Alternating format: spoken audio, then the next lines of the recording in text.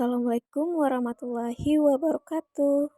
Perkenalkan, nama saya Maghfira Nurul Hamzah, NPM 0322011170, kelas F semester 4. Ini saya akan membahas materi bahasa Indonesia. Yang pertama, pemerolehan dan perkembangan bahasa anak serta implementasinya bagi pembelajaran bahasa Indonesia. Oke, pengertian dari pemerolehan bahasa anak. Pengertian mengatakan bahwa pemerolehan bahasa mempunyai suatu permulaan yang tiba-tiba atau mendadak. Kemerdekaan bahasa mulai sekitar usia 1 tahun di saat anak-anak mulai menggunakan kata-kata lepas atau kata-kata terpisah dari sandi linguistik untuk mencapai tujuan sosial mereka. Pemerolehan bahasa anak melibatkan dua keterampilan, yaitu kemampuan untuk menghasilkan tuturan secara spontan dan kemampuan untuk memahami. Dua tahapan-tahapan memperoleh bahasa anak terbagi menjadi 4. Yang pertama itu meniru. Yang kedua itu pemerolehan strategi produktivitas. Yang ketiga itu strategi umpan balik. Dan terakhir itu adalah prinsip operasi.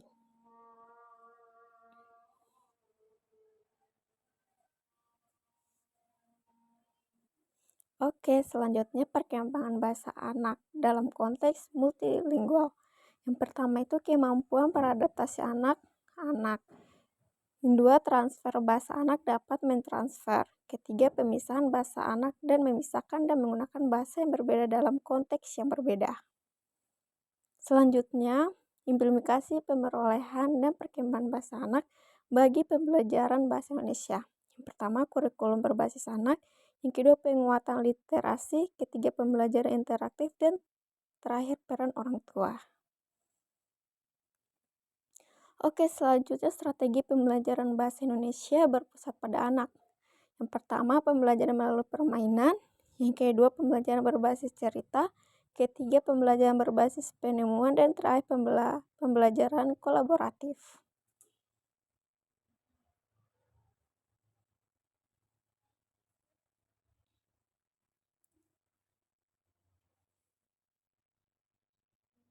Oke, bab 2, pendekatan metode teknik dan model pembelajaran bahasa Indonesia di SD.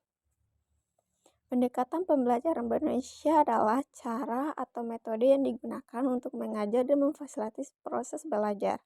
Macam-macam pendekatan, contohnya pendekatan formal, empirik, struktural, keterampilan, dan rasional.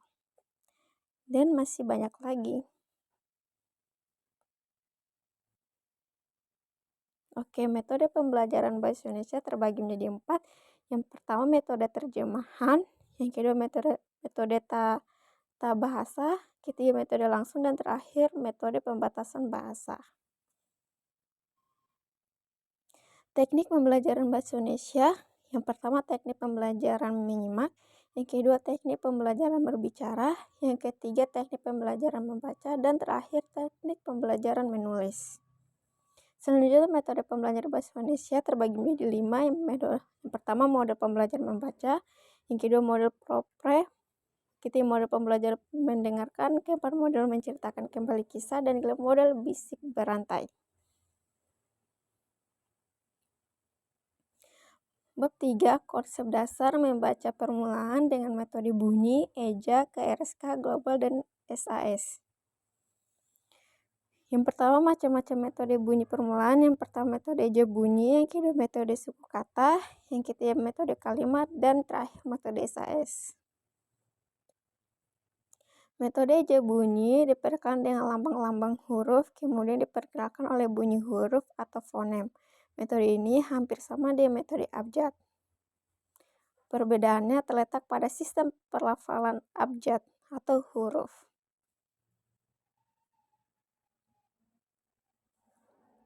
Selanjutnya, metode suku kata atau KRSK diawali dengan pengenalan suku kata seperti bah, bi, bu, be, bo. Dan seterusnya suku kata tersebut kemudian dirangkai menjadi kata-kata bermakna. Contohnya, bo, bi, cu, ci, ka, ki, ku, bi, bi.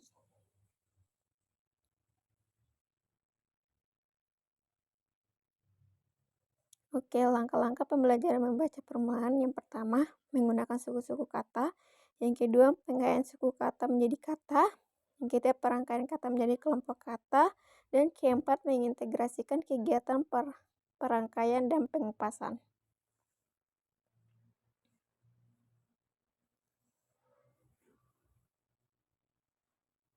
Oke, metode kalimat.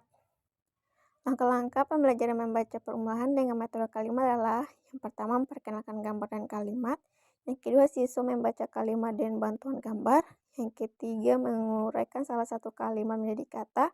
Yang keempat, menguraikan kata-kata menjadi sukata. Dan yang kelima, menguraikan suku kata menjadi huruf-huruf.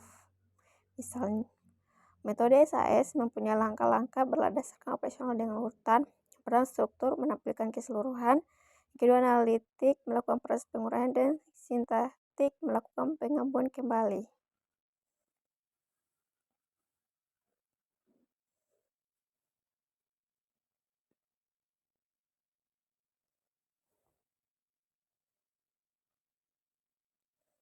Oke, bab 4. Konsep dasar menulis permulaan dengan model basic writing, guided writing, dan SKP. Yang pertama, konsep dasar menulis permulaan dengan metode basis. Menulis permulaan adalah tahap awal bagi anak-anak untuk belajar mengekspresikan diri dan berkomunikasi melalui tulisan. Yang pertama, konsep dasar menulis permulaan dengan model basic writing adalah proses pengungkapan gagasan pikiran dan perasaan dalam bentuk tulisan. Permulaan merupakan tahapan proses belajar menulis bagi siswa sekolah dasar kelas awal.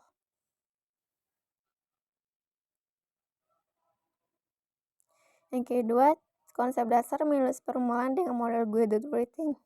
Menurut Apriyani, guided writing yaitu cara yang digunakan guru dalam membimbing siswa untuk menunaikan segala ide secara tertulis sehingga dapat digambarkan secara jelas.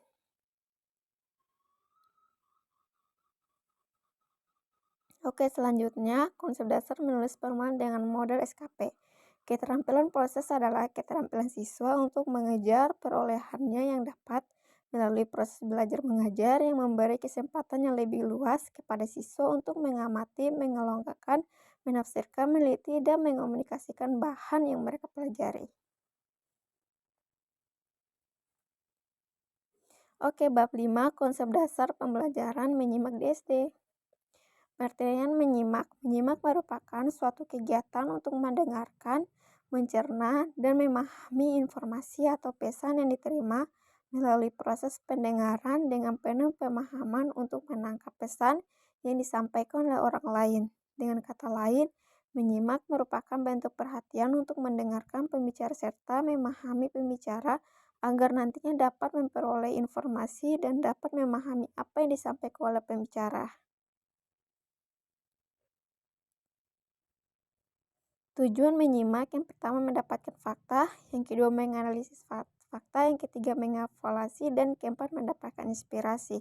Manfaat menyimak ada banyak. Yang pertama, menyimak menambah ilmu. Yang kedua, meningkatkan intelektualitas. Yang ketiga, menambah kosakata. Dan terakhir, meningkatkan kepekaan.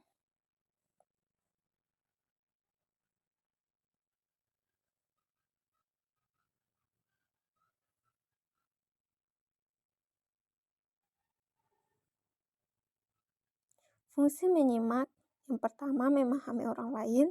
Yang kedua, berempati. Yang ketiga, mempengaruhi orang lain. Yang keempat, mengkritisi orang lain. Dan kelima, menolong orang lain.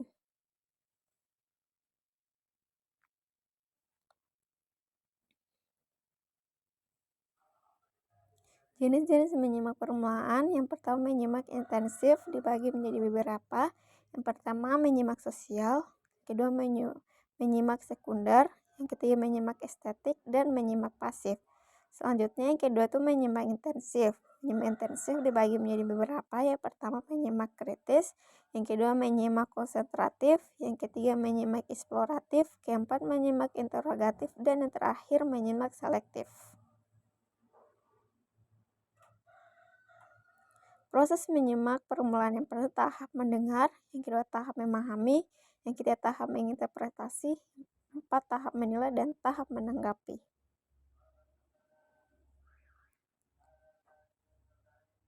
Yang keenam, konsep dasar pembelajaran bercerita permulaan. Pengertian berbicara merupakan penyampaian atau mengucapkan suatu kata-kata untuk mengekspresikan maksud, gagasan, pendapat, atau perasaan kepada orang lain.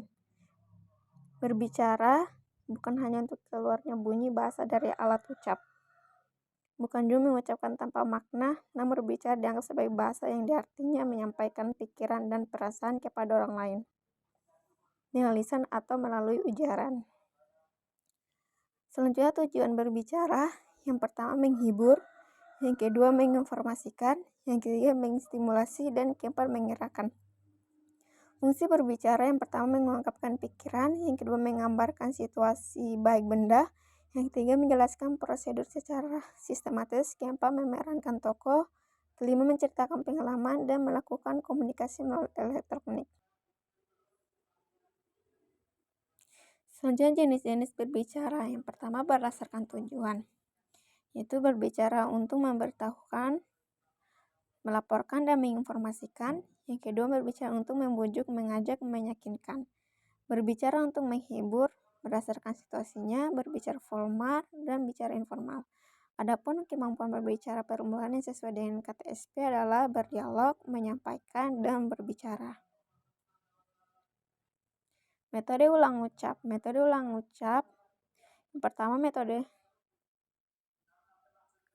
konsep dasar pembelajaran fonologi, morfologi, dan statik pada pembelajaran bahasa Indonesia di SD. Fonologi adalah bidang linguistik yang mempelajari bunyi-bunyian bahasa, termasuk struktur dan fungsi bunyi dalam suatu bahasa. Morfologi adalah ilmu mengenai bentuk-bentuk dan pembentukan kata. Morfologi mempelajari struktur internal kata dan bagaimana kata-kata dibentuk dan diubah. Sintaksis adalah ilmu mengenai struktur kalimat dan bagaimana kata-kata digunakan dalam kalimat. Sintaksis mempelajari bagaimana kata-kata digabungkan untuk membentuk kalimat yang bermakna.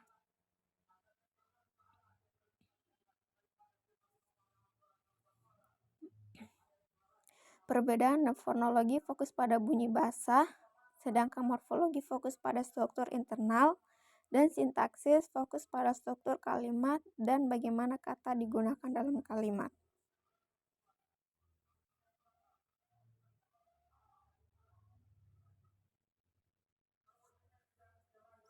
Peran morfologi membantu siswa mengenali dan membedakan bunyi-bunyian bahasa. Morfologi membimbing siswa dalam memahami struktur kata-kata baik dalam pembentukan kata. Sintaksis mengajarkan siswa aturan-aturan tata bahasa seperti urutan kata dan pembentukan kalimat yang penting untuk menyampaikan pikiran dengan jelas dan terstruktur.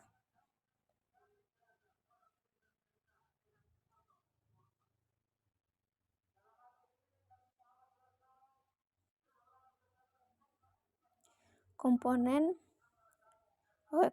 yang pertama itu bentuk dasar, alat pembentuk, afikasi, reduplikasi, komposisi, akronimisasi, konversi, dan makna gramatikal.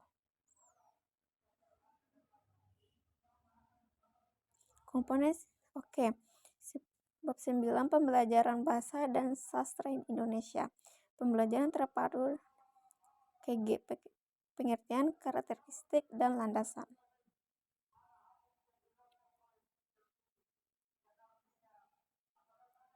Prinsip-prinsip pembelajaran bahasa Indonesia. Yang pertama, pengalian tema-tema. Yang kedua, pelaksanaan pembelajaran dan pelaksanaan penilaian.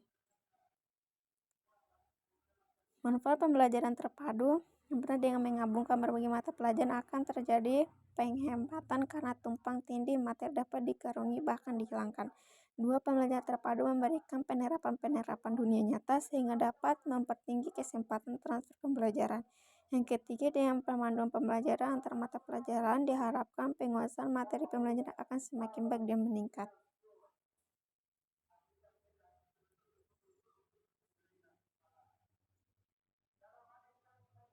Model pembelajaran terpadu, yang pertama model jaring laba-laba, kedua model keterhubungan, dan ketiga model keterpaduan. Bab 10 Penilaian otentik dalam pembelajaran bahasa dan sastra di Indonesia di SD.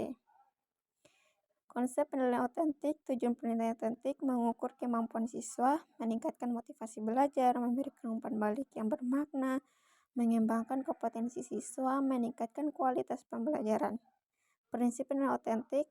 relevansi, reliabilitas, praktis, transparansi, partisipasi, dan lain-lainnya.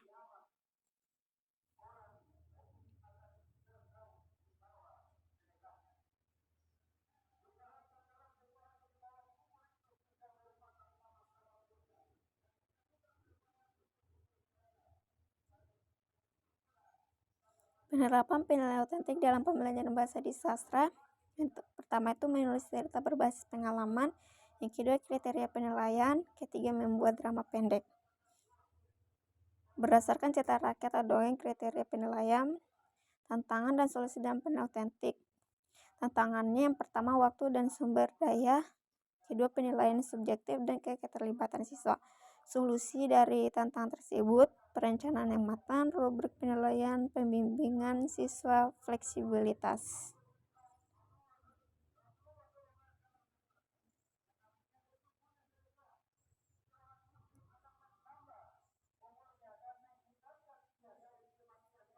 Selanjutnya, implementasi penilaian otentik dalam pembelajaran dan bahasa sastra. Yang pertama, proyek penelitian sastra. Yang kedua, simulasi karakter. Ketiga, pembuatan karya sastra.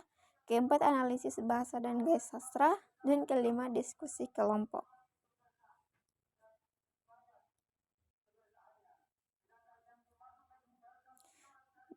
Bab 11, pengembangan bahasa ajar dan media pembelajaran bahasa dan sastra di SD. Pengertian bahan ajar dan media pembelajaran bahan ajar adalah segala bentuk bahan yang digunakan untuk membantu guru dalam melaksanakan kegiatan belajar mengajar di kelas. Media pembelajaran adalah setiap benda yang dapat digunakan sebagai alat untuk mengajar dapat digunakan untuk menyampaikan informasi dari pembelajar kepada orang yang akan menerimanya. Atau sebaliknya, benda, peristiwa, orang, atau kombinasi dari semua dapat digunakan sebagai media pembelajaran.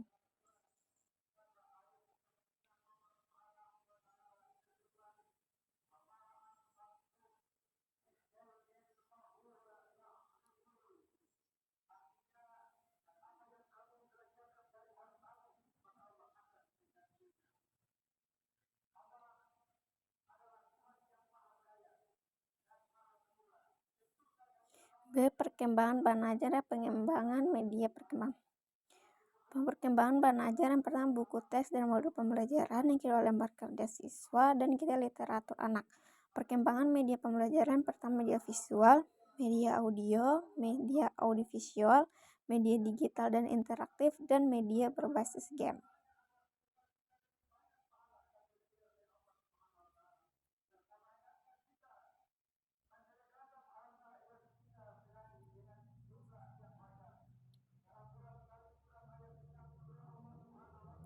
Selanjutnya, manfaat perkembangan bahan ajar dan media pembelajaran. Yang pertama, meningkatkan motivasi belajar. Kedua, mempermudah pemahaman. Yang ketiga, meningkatkan keterlibatan siswa. Dan keempat, akses materi yang lebih luas. D. Langkah-langkah pengembangan bahan ajar. Yang pertama, analisis, perencanaan, pengembangan, evaluasi, dan revisi. Oke.